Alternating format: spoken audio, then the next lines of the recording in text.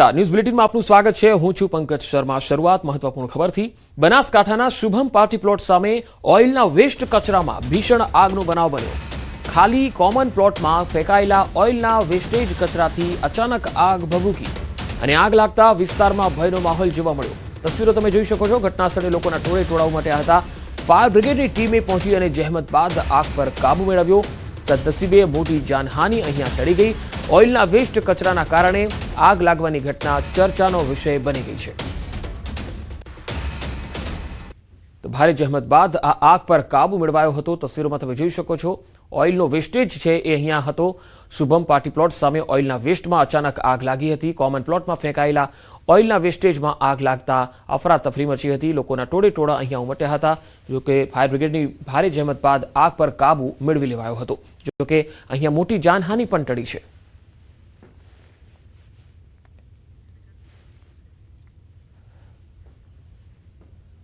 सात कलाकनी मेहनत बाद भचाऊ भाड़ा ऑफिसना रेकॉर्ड रूम में लागेली आग आखिरे काबूमां आवी गई। कच्छ जिल्लाना भचाऊ शहर में आवेली भाड़ा ऑफिसना तलाटी रेकॉर्ड रूम में भीषण आग लागी गई हती। तस्वीरों में तमे जोई शको छो। भचाऊ नगरपालिका फायरनी टीम अहींया तात्कालिक पहोंची हती। आग रूमनी अंदर विकराळ स्वरूप धारण करवाना कारणे आग पर काबू मेळववामां मुश्केली पण आवी हती।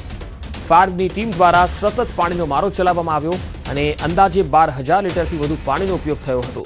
રોડ લાઇટ વાહનની મદદથી ઉપરના પતરા ખોલી અને ધુમાડો બહાર કાઢવાનો પ્રયાસ કરવામાં આવ્યો। લગભગ 7 કલાકની ભારે જહેમત બાદ ફાયરની ટીમે આખરે આગ પર કાબુ મેળવ્યો હતો।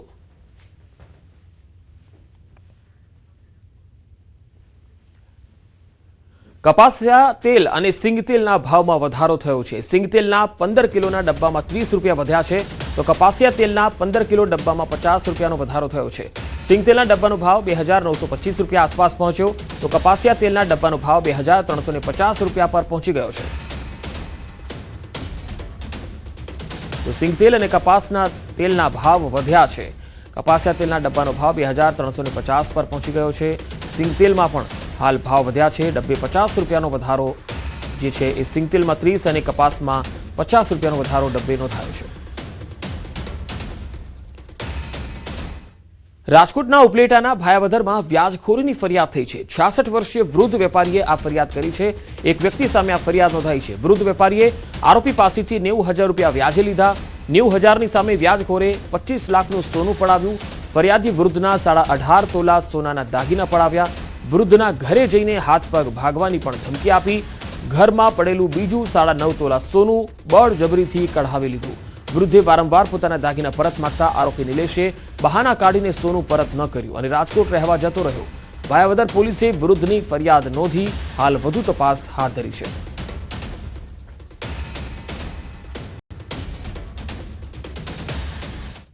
सूरतना वराछा रोड पर दबाण करनार लारीवाळा विरुद्ध कार्यवाही थई छे। ब्रिज नीचे अने फूटपाथ पर पड़ावो नाखीने रहता लोकोना सामान जप्त करवामां આવ્યા। दबाण हटावવાની कामगीरी दरमियान करुण दृश्यो पण सर्जाया। एक महिला सामान लेवा माटे वलखा मारती जोवा मळी। महिला रडती आंखे पोतानो सामान आपी देवा माटे आजीजी करती रही। बाळकने खोळामां लई सामान लेवा माटे वाहन पाछळथी दौड़ती देखाई। महानगरपालिकाना कर्मचारीओ दौड़ता दौड़ता लारी अने सामान जप्त करता नजरे पड्या। वराछाना धारासभ्य कुमार कानाणीए संकलનમાં આ મુદ્દો ઉઠાવ્યા બાદ પાલિકા દોડતી થઈ હતી।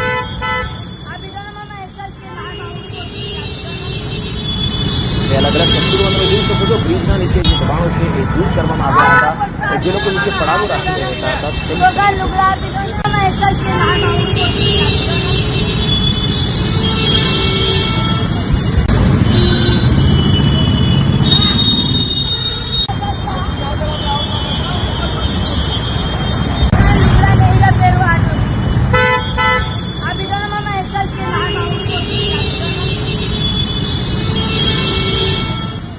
तो ब्रिज नीचेना आ दबाणो छे ए दूर करवामां आवी रह्या छे। त्यारे आ महानगरपालिकानी दबाण शाखा द्वारा ज्यारे अहींया टीम दबाण दूर करवा माटे पहोंची हती त्यारे महिला सामान लेवा माटे वलखा मारता देखाई हती अने जे दबाण शाखानी जे गाड़ी हती तेनी पाछळ जे छे ए दौड़ती नजरे पड़ी हती अने पोतानो सामान आपी दे ते प्रकारनी आजीजी करता जोवा मळी।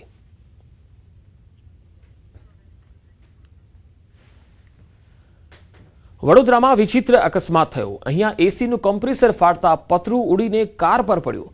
કારનો કાચ તોડી અંદર બેઠેલા ચાલકને ઈજા પહોંચી હતી। ગરમીના કારણે એસીનું કમ્પ્રેસર ફાટ્યું હતું।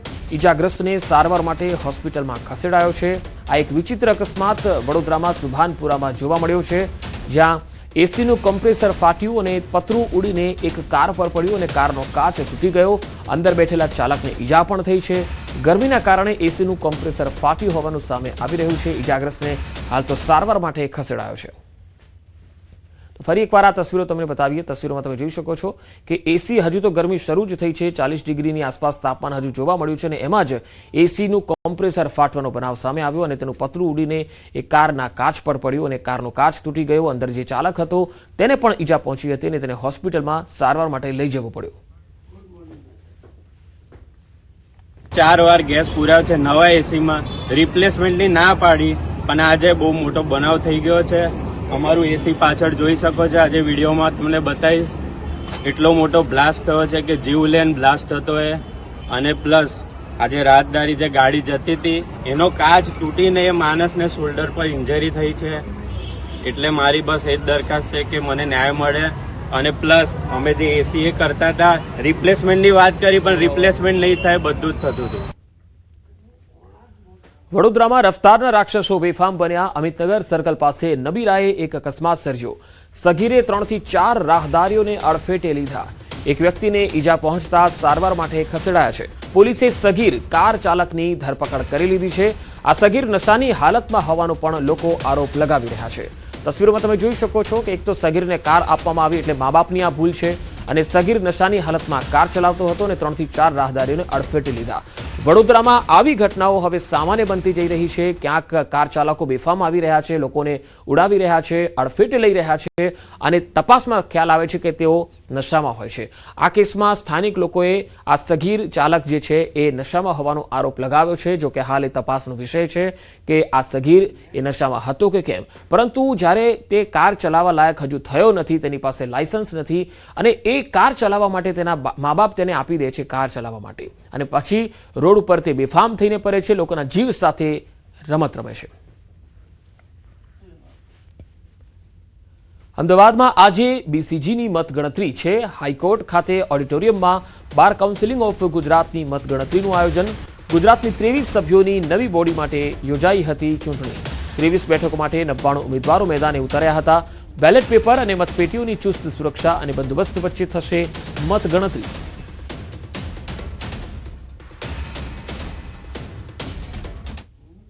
વધુ માહિતી મેળવીશું, સંવાદદાતા વિભુ પટેલ મારી સાથે જોડાયા છે। વિભુ, હાલ જે બીસીજીની મતગણતરી ચાલી રહી છે ત્યારે ઉમેદવારોમાં કેવો માહોલ છે? જેના સમર્થકો છે તેઓ શું કહી રહ્યા છે?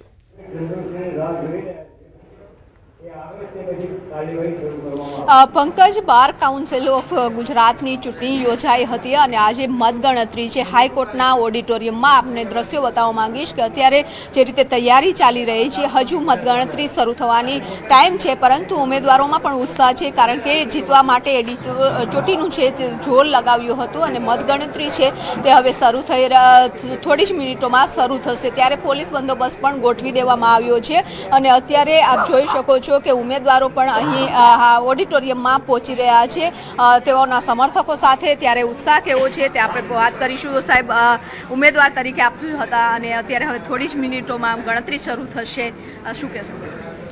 હું અનિરુદ્ધસિંહ ઝાલા, એડવોકેટ, ભાવનગર, પૂર્વ chairman bar council of Gujarat.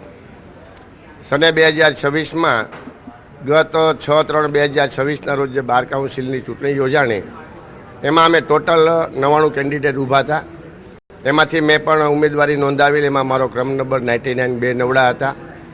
6 તારીખે અમારું મતદાન પૂરું થયા પછી ગઈકાલે 9 તારીખે એની ગણતરી કરવાની હતી, પણ અનિવાર્ય સંજોગોને કારણે થઈ ન શકી, અને આજે રાબેતા મુજબ વ્યવસ્થિત ગણતરી થઈ રહી છે। હવે ટૂંક સમયમાં ગણતરી શરૂ થશે, અને જે કોઈ ઉમેદવારો જે વિજેતા થાય પણ એ બધા અમારા વકીલ ભાઈઓ બહેનો જ હશે, અને આ અમારે એક રંગે ચંગે સારી રીતે અમારે એક ઇલેક્શન થયું છે શાંતિપૂર્ણ રીતે। તો આજે મતગણતરી શરૂ થશે અને 4, 5, 6 દિવસ સુધી ગણતરી ચાલશે, અને એનું રિઝલ્ટ આવશે, અને એમાંથી 23 ઉમેદવારો જે વધારે વોટ લાવ્યા છે એ જીતેલા જાહેર થશે। 23 લોકોની બોડી છે તે બનવાની છે, આપ પણ શું કહેશો કે અત્યારે ગણતરી શરૂ થવાની રાહ જોઈ રહ્યા છે? આમ તો ગુજરાતના વકીલ સમાજ ઘણા સમયથી આ ચૂંટણીનો માહોલ જામ્યો છે, એટલે છેલ્લા 1 મહિનાથી આતુરતાથી આ 99 ઉમેદવારોએ તનતોડ મહેનત કરી છે જીતવા માટે. એટલે કાલે ગણતરી થઈ શકી નહીં, પણ આજે વકીલો બધા રાહ જોઈને બેઠા છે. એટલે 7-8 દિવસ સુધી કદાચ આ પ્રક્રિયા ચાલુ થશે. એટલે એમાંથી પછી 23 ઉમેદવારો વિજેતા જાહેર થશે. એટલે જે પણ વિજેતા જાહેર થશે તે હું ચોક્કસ કહીશ કે વકીલ સમાજના જે લોકોએ કામ કર્યા છે તે લોકો જ આ 23 ઉમેદવારો વિજેતા થશે તેવું મારું ચોક્કસ માનવું છે. जी हमें राह જોઈએ છીએ કે देखते हैं किसमें है कितना दम. તો 99માંથી જે ઉમેદવારો જે બહાર આવવાના છે એમાંથી બધા ભાઈઓ અત્યારે બેઠા છે અને અમે રાહ જોઈએ છીએ કે ક્યારે વોટિંગ તો થઈ ગયું છે પણ હવે ક્યારે મતગણતરી ચાલુ થાય એની વાટ જોઈને બધા બેઠા છીએ. આખી મતગણતરીની પ્રક્રિયા શું રહેશે અને આટલો લાંબો સમય કેમ લેશે? જી ચોક્કસથી હું કહેવા માગીશ કે આખા ભારત દેશની અંદર માત્ર 2 જ અટપટી ચૂંટણી હોય છે. એક તો રાષ્ટ્રપતિની હોય છે અને બીજી અમારી બાર કાઉન્સિલ ઓફ ગુજરાતની હોય છે. અમારી આ ચૂંટણીની અંદર અમારા મતદાનનું જે નામ છે તેનું નામ છે પ્રેફરન્શિયલ વોટ અને વેલ્યુએબલ વોટ. એટલે કે બીજી બધી ચૂંટણીની અંદર જેમ એક કોઈ ઉમેદવારને મત આપવામાં આવે છે તેની જગ્યાએ અમારી ચૂંટણીની અંદર એક વકીલ એટલે કે એક મતદાર ટોટલ 23 લોકોને મત આપી શકે છે, 23 ઉમેદવારને મત આપી શકે છે અને પ્રેફરન્સમાં આપવાનો હોય છે 1, 2, 3 પ્રેફરન્સમાં એવી રીતના 23 સુધી મેક્સિમમ વોટ આપી શકે છે. અને મતગણતરીમાં આટલી વાર લાગવાનું ખાસ કારણ એ કે જ્યારે આ પ્રેફરન્શિયલ વોટની જ્યારે ગણતરી થતી હોય ત્યારે એકની વેલ્યુ છે એ બીજામાં કન્વર્ટ થતી હોય છે.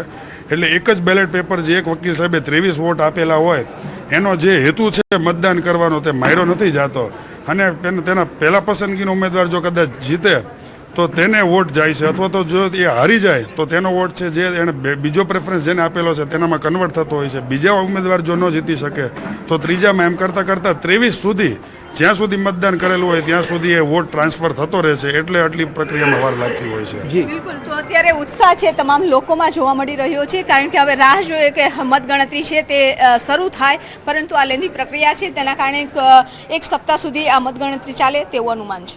જી વિભુ, આભાર સમગ્ર માહિતી આપવા માટે.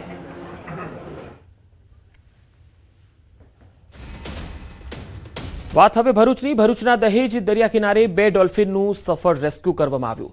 નાની ક્રીકમાં લો ટાઇડ દરમિયાન 2 ડોલ્ફિન ફસાઈ ગઈ હતી. તસવીરોમાં તમે જોઈ શકો છો. રેસ્ક્યુ કરવામાં આવ્યું હતું ત્યારે પાણી ઉતરી જતા બંને ડોલ્ફિન પરત દરિયામાં જઈ શકી ન હતી. કર્મચારીઓએ તાત્કાલિક રેસ્ક્યુ કામગીરી હાથ ધરી. દોરીની મદદથી બંને ડોલ્ફિનને કાળજીપૂર્વક બહાર કાઢવામાં આવી. બાદમાં ડોલ્ફિનને દરિયાના ઊંડા પાણીમાં સલામત રીતે છોડવામાં આવી. બિરલા કોપર જેટી નજીક ડોલ્ફિનને બચાવવાનો આ વિડીયો વાયરલ થઈ રહ્યો છે.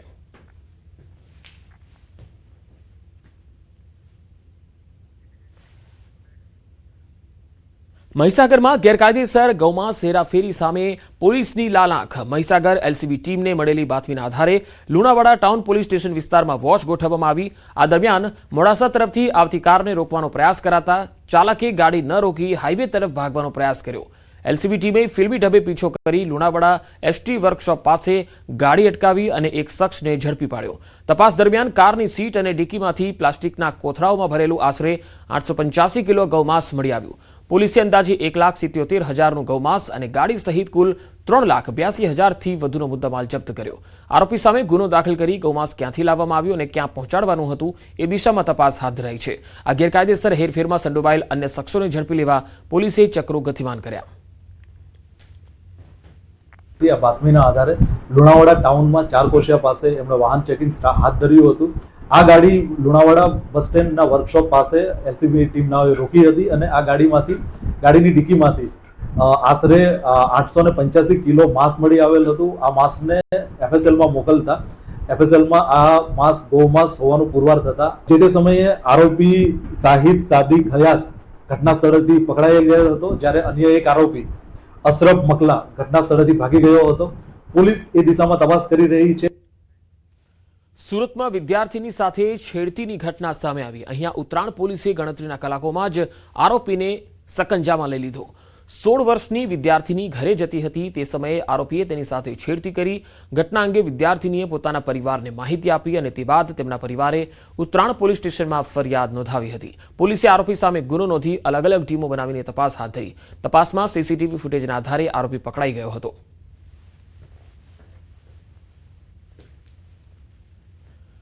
વાત જૂનાગઢના વંથલી તાલુકાના ટીનમસ ગામમાં રસ્તાના પ્રશ્નને લઈ ગ્રામજનોમાં ધારાસભ્ય અરવિંદ લાડાણી સામે આક્રોશ ફેલાયો. ગ્રામજનોએ રસ્તાના પ્રશ્નને લઈ વિરોધ પ્રદર્શન પણ કર્યું. વિરોધ પ્રદર્શન કરી રહેલા ગ્રામજનોએ ધારાસભ્ય અરવિંદ લાડાણી સામે ગંભીર સવાલ ઉઠાવ્યા. લોકોએ આક્ષેપ કર્યો કે ચૂંટણી જીત્યા બાદ ધારાસભ્ય 5 વર્ષમાં એકવાર પણ મોઢું દેખાડવા આવ્યા નથી. જાગો ધારાસભ્ય જાગોના સૂત્રોચ્ચારથી વાતાવરણ ગુંજી ઉઠ્યું. છેલ્લા 10 વર્ષથી રસ્તાના નામે માત્ર પથ્થરો અને ખાડાઓ જ બચ્યા છે. બિસ્માર રસ્તાના કારણે અકસ્માત થતા હોવાની પણ રાવ છે. જે છેલ્લા 2 વર્ષથી વાતો સંભળાય છે કે આ રોડ 13 કરોડ મંજૂર થયા અને હમણાં જ થવાનો છે. ચૂંટણી ટાણે નેતાઓ પોતાના ભાષણમાં કહે છે કે અમે રોડ મંજૂર કરી આપ્યા છે, પણ આજે છેલ્લા 5 વર્ષથી આ વિસ્તારની પબ્લિક એવી હાલાકી ભોગવી રહી છે કે જેનો કોઈ અંત જ નથી આવતો. અમારે આ રસ્તા ઉપરથી ભારે વાહનો નીકળવાને કારણે ધૂળની ડમરીઓ અને ધુમ્મસની ડમરીઓ એટલી ઉડે છે કે માણસોને ટીબી જેવી બીમારી આ રસ્તાના કારણે થઈ ગઈ છે. કે આ મારો 10 વર્ષનો પ્રશ્ન છે. અધિકારીઓને અવારનવાર અમે ફોન કરીએ તો અધિકારીઓ એવું કે બસ 2-3 દિનની અંદર બની જાય, પણ ખરેખર આ પ્રશ્ન એવો ગંભીર છે કે આ 5 ગામને જોડતો રસ્તો છે. અવારનવાર અમારે આ રસ્તા પરથી પસાર થવું પડે તો દુર્ઘટના થાય છે. કોઈનો દીકરો ગુમાવ્યો છે, કોઈનો પતિ ગુમાવ્યો છે, કોઈનો ભાઈ ગુમાવ્યો છે, અને આ ન છૂટકે અમારે આ રોડ પર પસાર થવું પડે છે. તો મહત્વનું છે કે સ્થાનિક સ્વરાજ્યની ચૂંટણીઓ માથે છે ત્યારે ગ્રામજનો આરપારની લડાઈના મૂળમાં છે. ગ્રામજનોએ એક સૂરે ચીમકી આપી છે કે જો તાત્કાલિક ધોરણે રોડ રિપેરિંગ કરવામાં નહીં આવે તો આગામી ચૂંટણીમાં સંપૂર્ણ મતદાન બહિષ્કાર કરાશે.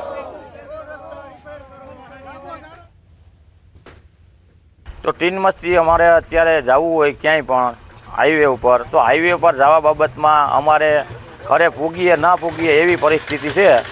તો રોડ રસ્તા હાવ ફેલ છે, અને જો આ 15 દિનની અંદર રોડ રસ્તાનો કોઈ પણ ઉકેલ નહીં આવે તો અમે ટીનમસ ગામના 5,500ની વસ્તી છે મતનો બહિષ્કાર કરશું. કોઈ પણ આગેવાન આવશે એને ગામની અંદર ઘરવા દેવામાં નહીં આવે. અને હવે ખબર આવી રહી છે શેર માર્કેટથી. સેન્સેક્સ 350 અંક વધીને 78,000 પર ટ્રેડિંગ કરી રહ્યો છે. ક્રૂડ ઓઇલ 9% સસ્તું થઈને $88 પર આવી ગયું છે. ટ્રમ્પના યુદ્ધ જલ્દી સમાપ્ત થવાના નિવેદનની આ અસર છે. ગ્લોબલ માર્કેટમાં ક્રૂડ ઓઇલના ભાવમાં આજે એટલે કે 10મી તારીખે મોટો ઘટાડો પણ જોવા મળ્યો છે. એશિયામાં શરૂઆતી કારોબારી દરમિયાન બ્રેન્ટ ક્રૂડના ભાવ લગભગ 8.5% જેટલા ઘટ્યા. ઈરાન યુદ્ધ ખૂબ જ ટૂંક સમયમાં સમાપ્ત થશે. આ નિવેદન અમેરિકાના રાષ્ટ્રપતિ ડોનાલ્ડ ટ્રમ્પે આપ્યું છે. આવું નિવેદન આપતા જ આંતરરાષ્ટ્રીય બજારોમાં તરત જ અસર જોવા મળી. વૈશ્વિક ક્રૂડ ઓઇલના ભાવમાં તેજીથી ઘટાડો નોંધાયો. WTI ક્રૂડ ઓઇલ લગભગ 9 થી 10% ઘટી અને પ્રતિ બેરલ USD એટલે કે $85 થી $86 આસપાસ આવી ગયો. જ્યારે વૈશ્વિક બેન્ચમાર્ક બ્રેન્ટ ક્રૂડ પણ લગભગ 9 થી 10% ઘટીને 89 થી 90 પ્રતિ બેરલ સુધી આવી ગયો. આંતરરાષ્ટ્રીય શેર બજારોમાં પણ સકારાત્મક ટ્રેન્ડ જોવા મળ્યો. On Iran, you called it an excursion. You said it would be over soon. Are you thinking this week it will be over? No, You're talking but soon. about days? I think soon. Okay, and with respect Very soon. Look, everything they have is gone, including their leadership. In fact, there are 2 levels of leadership, and even actually, as it turns out, more than that. But 2 levels of leadership are gone. Most people have never even heard about the leaders that they're talking about. So it's obviously been very, very powerful, very effective. મુખ્યમંત્રી ભૂપેન્દ્ર પટેલના નેતૃત્વમાં ગુજરાત સરકારે મહિલા અને બાળ વિકાસ માટે ₹7,690 કરોડનું ઐતિહાસિક બજેટ ફાળવ્યું છે. પ્રધાનમંત્રી નરેન્દ્ર મોદીના જ્ઞાન મોડલમાં નારી શક્તિ એ વિકાસનો મુખ્ય આધારસ્તંભ છે, જેમાં મહિલાઓ અને બાળકો